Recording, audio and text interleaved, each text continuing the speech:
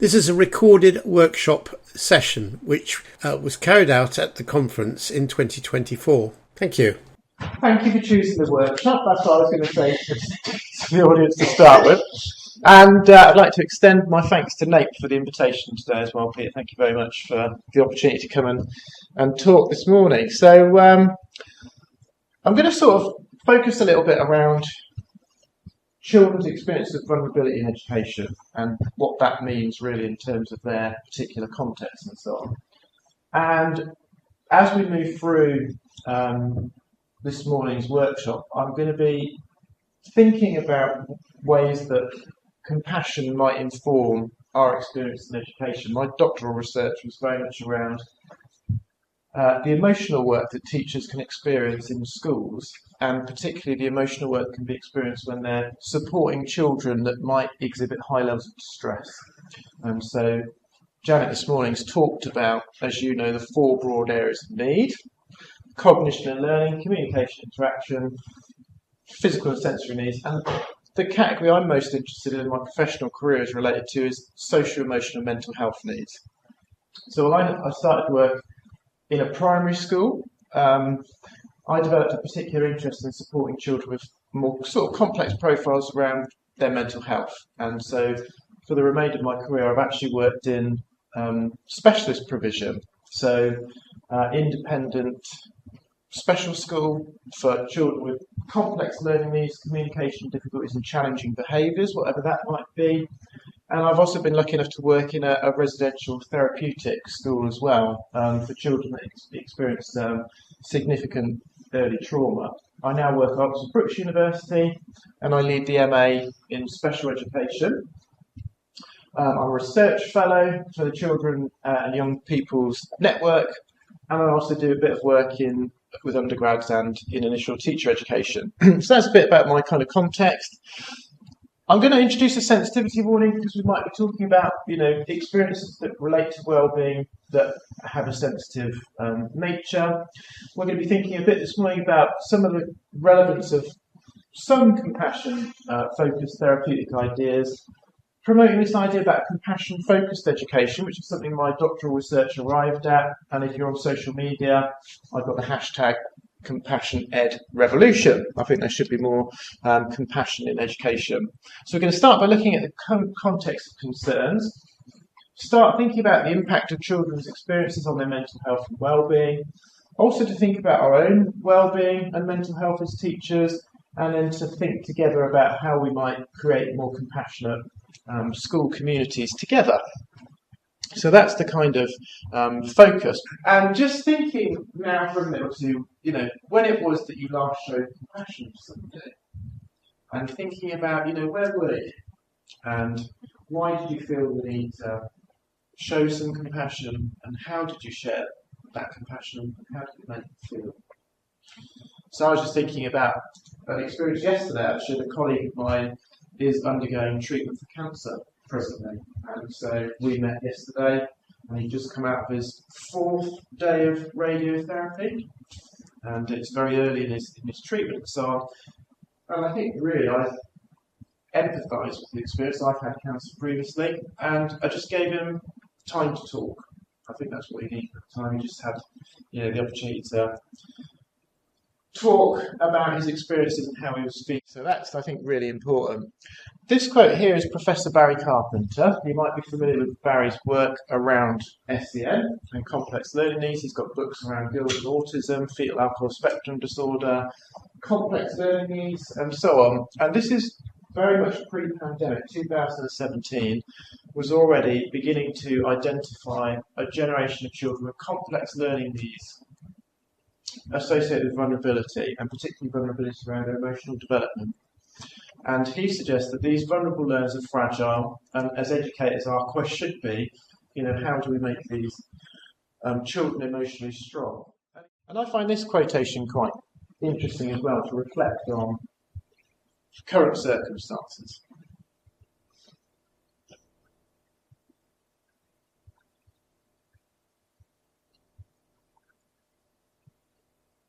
And I think that's really important to recognise about the children and young people we're working with in our schools today, particularly around who their sense of self, and that being socially constructed within this specific socio-cultural environment at a specific time.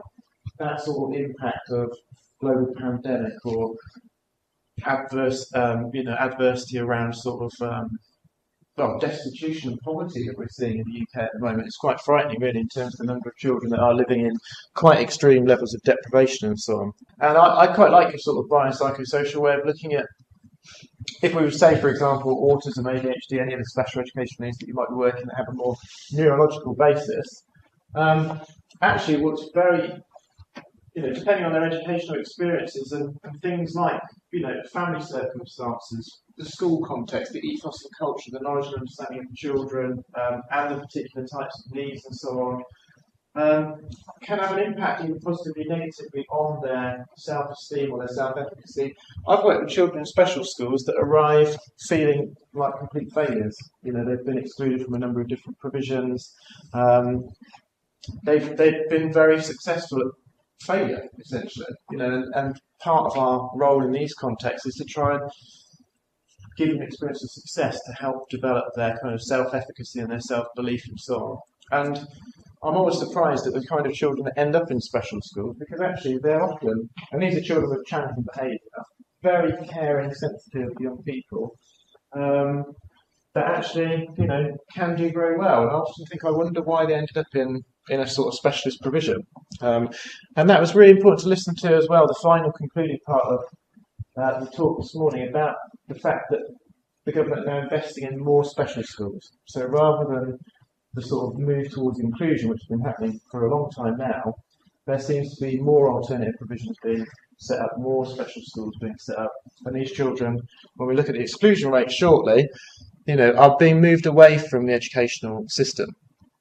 So we've already had some professional sharing actually around levels of anxiety and issues around attachment and so on in the classroom that you're seeing having an impact on the children's experiences in the classroom. And I think a lot of that is important to recognise around the context of, for example, poverty and deprivation, cost of living crisis. This was in January 2023 from the Joseph Rowntree Foundation. 3.9 million children living in poverty.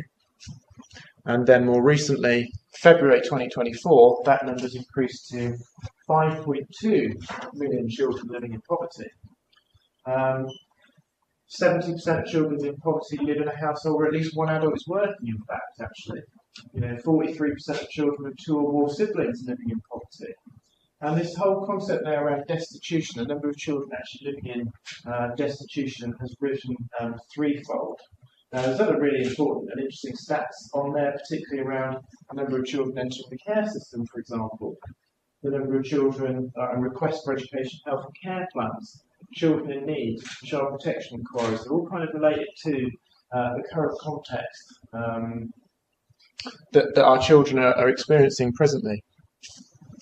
So, mentioned there about the number of children entering the care system. So there's actually more children going into care and less than being ceasing to be looked after. So the numbers of children experiencing adversity in early childhood and so on are increasing. And the most sort of prevalent age for children going into care is around 14, in fact. It's not sort of very young children. These stats are interesting. Do you ever check out the exclusion statistics in England? No. So I wouldn't expect you to. But this is one term. This is the spring term. 263,904 suspensions. These are the old fixed-term exclusions. 3,039 permanent exclusions. A permanent exclusion is when a child is removed from a school role and can no longer return back to that school.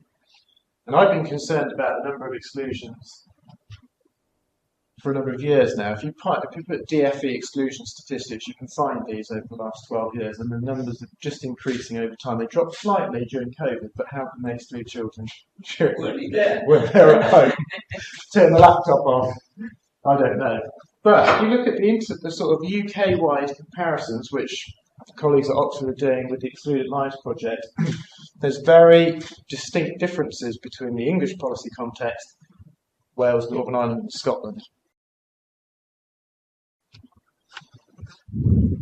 So these are the temporary exclusions. This is now, I mean, obviously geographically a smaller country, but this is the whole year, only 11,000 suspensions and only one permanent exclusion. So 3,000 in England in one term, the spring term, and only one in Scotland in the whole year. So that's interesting. It does reflect a change in the policy landscape. So I think there is definitely something around the policy context, and this is again just from the national picture in Scotland. 99% of exclusions were for a fixed period of time, and the children then return to their school, their original school. Only one was removed from the register, and like England, that child is then not allowed to return to school. Now, this is from the Education Policy Institute, who only this month they've released some figures about exclusion in primary school, and in year 6 in 2009, 2.6% of pupils were suspended. It's not the permanent exclusion, but what they were looking at is what happens to these children afterwards. And on average, you might actually assume that suspended pupils from primary school left having not met the expected standard in reading and maths, but also on average were 10 months behind their non-suspended peers. So taking account of other factors, demographic, economic and so on, prior to school characteristics, which may explain the differences, these negative effects were statistically significant still. So there is a relationship between being excluded and then, outcomes, poor outcomes, and that's the same for secondary as well. In terms of the stats, most exclusions happen in secondary school, and again, mostly around the age of 14. And it's boys more than girls, and so on. But I think, and it's certainly to do with, there are certain types of school that exclude more children. So some of the bigger academy chains, I think it's 3 of the largest academies now, skew the exclusion stats. And I think it's to do with, as was recognised this morning, a sort of performative culture. I mean, there's a school in Oxfordshire that was in the news a couple of years ago that lost 25% of its GCSE cohort just before GCSEs. So I think there is a bit of gaming in the system around who's more likely to be excluded and for what reason. I mean, then a sort of concern you've begun to identify is the sort of mental health needs of children and young people and the increases around prevalence. So actually it's quite a large proportion of primary school pupils, again mostly boys at that level, that can be identified with a probable mental health disorder. And the gender balance then sort of levels out in lower secondary, but then by upper secondary, girls are significantly more likely to be identified with mental health needs. They're usually internalised types of need like eating disorders, self-harm, and so on. And the boys are more, what do you think boys are more likely to be associated with when they're younger in terms of mental health needs? Yeah, it's like, well actually the actual NHS digital publication does capture young children, it doesn't feature here. But in terms of boys' presentation of their difficulties, how do they present, do you think? Aggressive. Yeah. Aggressive. So in terms of diagnosis, usually things like conduct disorders or oppositional stuff, and girls are different in that sense. But you can see over time the sort of number of needs increasing from 2017 pre-pandemic and sort of beyond really.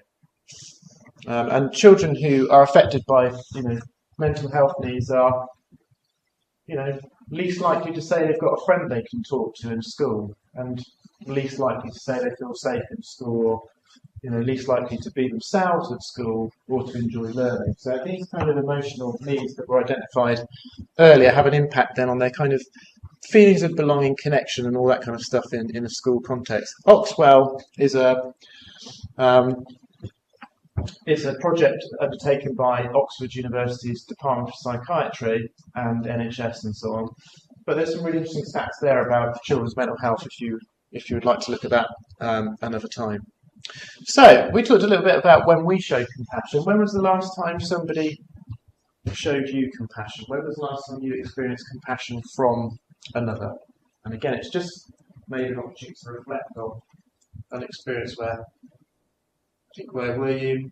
Who showed you compassion? How? And how did that make you feel? It's really important to reckon, this is Catherine Weir, that wellbeing in schools starts if staff are feeling cared for and not burnt out. I'm sorry about the stats I'm about to share now about teachers' wellbeing, but this is the Teacher Wellbeing Index, and it's quite frightening, really, around the number of teachers that experience stress in school and feel that their culture, organisational cultures, have a negative impact on their wellbeing. These 81% of staff had symptoms that were associated with mental health needs. And experiencing anxiety or have experienced a mental health issue in the past academic year. That was something my doctoral research was really interested in kind of exploring in these different special school contexts. So if you think about some of your children arriving in the morning, where would you say they might be on this sort of scale of concern? The current behaviour guidance behaviour in schools is very much around compliance and control, really. I mean, it's been updated recently, slightly different to behaviour and discipline in schools, but there's very little notice in the policy around recognition and reward. It's mostly hierarchy of consequences and so on. And I think that affects teachers and children, really, in terms of how they're feeling about school. And I quite like this quotation here. This is Jonathan Glazard and Stone. He was talking about reconceptualising the role of teachers and whether it's a step too far that teachers then should be responsible for supporting children's mental health. You can't avoid the fact that you're going to be working with children with experience of emotional distress, but schools, he suggests, that I love this, in a really paradoxical situation, they're required to support children's mental health at the same time as subjecting young people to pedagogical approaches which have an adverse effect on them. So they're often doing things that they know are going to have a negative impact on the children they're working with, and that's quite concerning. When we look at the language of policy for children with additional needs, and particularly those around the SMH category, it's all deficit focused. It's all about problems, difficulties, and disorders, whereas things like the neurodiversity movement is very much around thinking about individuals' capabilities, their strengths. And this is part of the problem with the SEN system at the moment, that you have to identify the difficulties to get support, but then you're only focusing on the children's problems rather than what they're good at, what they're capable of. And so I think that's interesting as well, around the sort of language and so on. So my doctoral research was very much around the emotional work of teachers, because we're involved in lots of relationships and they are happening all the time, aren't they, with your class? You can't predict what they're going to do, can you? I'm sure. From the minute they get in the morning to whatever time you go home, you're constantly monitoring what's happening in the classroom. You're seeing that relationship or that relationship, and you've got to teach as well, of course. You've got all that stuff going on as well. And we can experience quite a lot of emotions in our day that are quite complex, I think. Some are positive. When we see children succeed, or they're nice to their friends, or that's really nice. It's really, has a good impact on us. But there are other things that can have a negative impact on our well-being, I think, actually. Particularly if we do think about our children. We're worried about our children, all that sort of stuff. And if we're working with children that also exhibit heightened emotions and behaviour, we've got some really complex social and emotional experiences that we're trying to navigate. In my special school, I only had 8 children in a class, but they were there for their challenging behaviour. And they learnt in different ways, they communicated in different ways, they didn't always get on well together, they didn't always get on well with the teacher, they could be quite aggressive at times and so on. But I think what you were saying, Peter, is a different part of our job. There's the physical aspect. I bet you were physically exhausted after the school trip because you're with them and walking around. You've probably done all the planning and preparation, all that sort of stuff before you got there. But this is a different type of work, I think. This emotional work involves the emotional experiences, and it's thinking about how our behaviour might impact on others. For example, if we offer to console a child in this particular way, is it going to work? It might work for that, but you've already shared about 5 examples where that one needs that support, and that one needs that support, and that one needs that support. So we're thinking about our impact on our behaviour on others, but also on their behaviour on each other and all that sort of stuff.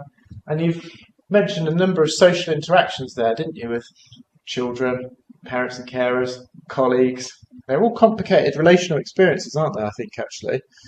And of course we're caring and we're enthusiastic and we're sensitive because we want our children to feel safe and comfortable.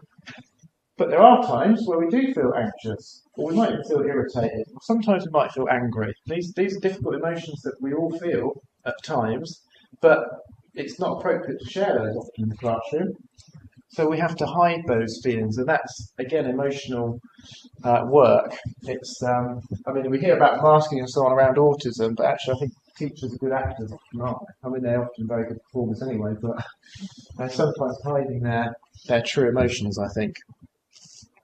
So we've got to regulate our own emotions and feelings and behaviour because of what's acceptable in a given situation or environment. So often we might express our emotions if they're deemed to be appropriate, but we'll often not express them.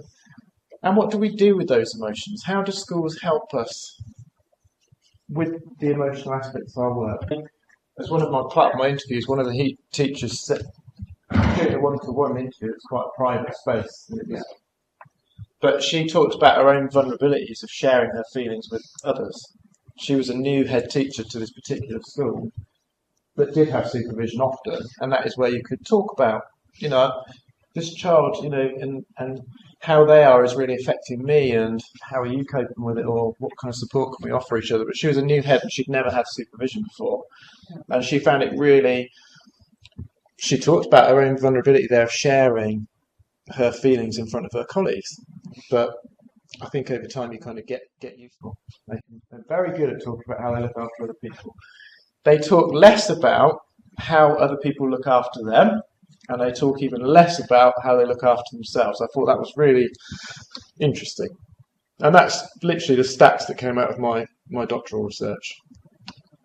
So there's the sort of notion of compassion. You were talking about the organisational culture in a school, or how colleagues look out for each other and check in, to see how people are doing and so on. That's compassionate responses to behaviour I'm particularly interested in, being sensitive to the stress that children experience. Lots of ways that are already out there. I mean, I really liked using Neil's values-based education previously. I also really like the SEAL, social and emotional aspects of learning stuff. I was a teacher then when we had the national strategies, and I love the SEAL stuff. But all that seems to have been lost, hasn't it? Compassionate responses to behaviour I'm particularly interested in, being sensitive to the stress that children experience. When we are seeing behaviour, of course, it's always the tip of the iceberg.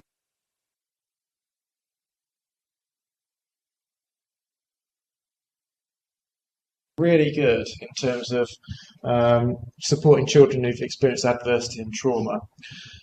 I don't know why it is that we have to kind of promote the idea of relational approaches in schools, but Oxfordshire local authority, through their virtual schools and resources, I'm sure you've heard of attachment aware, trauma informed, nurture group approach to emotional coaching. This is how compassion, I think, can and does come into the curriculum. We need to start with compassionate principles, and that's about care for self and others. It's about connection. It's about awareness of each other and their emotions. It's being and engaging in things that are actually helpful and healthy in schools. To interact, one of the phrases that I really liked from my doctorate is that actually teachers felt that others cared for them. They had care and concern about them. They felt thought about and cared for them. That they amplify what's already happening and doing more of it. But this is tricky for leadership, I think, but filtering out things that can have a negative impact on well-being. Actually take professional action to prevent or inhibit any experience that's going to cause distress in others and ourselves. That's what the compassion can. And I think teachers need much more support. This is the difficulty with these academic chains. I don't know how they're getting their support, and when it comes to supervision, it might be that the head gets it and the school staff don't. I think heads should get it, but I think teachers should as well. I really like this quotation here. This is Professor Paul Gilbert. Biggest enemy of compassion is conformity. So a preparedness to go along with the way things are, sometimes out of fear, sometimes out of complacency, sometimes because we do what our leaders tell us to do. So, teachers, We need more compassionate non-conformity, I think. That's my take home for today. Yeah, so, I mean, thank you very much for your engagement. A couple of books that I've contributed chapters to, and that's my doctoral research. I'll just tell you now, I'm very proud. It's had the most hits in the Oxford Brookes University thesis library. And I don't think they're all me. But thank you very much for coming this morning. And I've really enjoyed our conversation. So thank you very much. Thank you. Yeah, I really appreciate that.